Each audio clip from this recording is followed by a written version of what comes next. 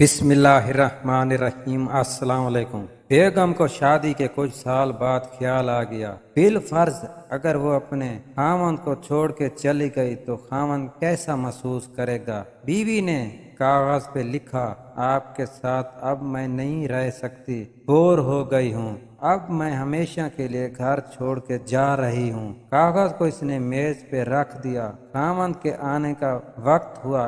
इसका रद्द अमल देखने के लिए खुद छुप गए।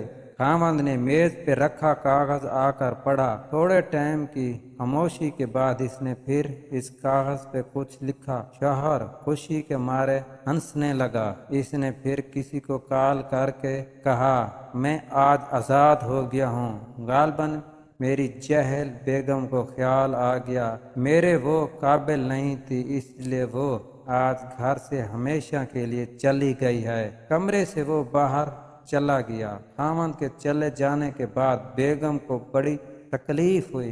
कितनी मोहब्बत करती थी, कितना पसंद करती थी, इसको इस कदर नापसंद करते हैं मुझे। बाहर निकली, वो मेज पर पड़ा हुआ कागज उठा के पढ़ने लगी। इस पर लिखा था, खुद से ज्यादा आप पे एतबार है मुझे, इसलिए आप मुझे कभी भी छोड़ के नहीं जा सकते। आप यहाँ पे ही हो, मुझे इल्म है मेरी जिंदगी में खुशियाँ तेरे आने से हैं, थोड़ी आपको सताने से, थोड़ी आपको मनाने से। मियाँ बेगम एक दूसरे का साया होते हैं, साये के बिना इंसान अकेला रह जाता है।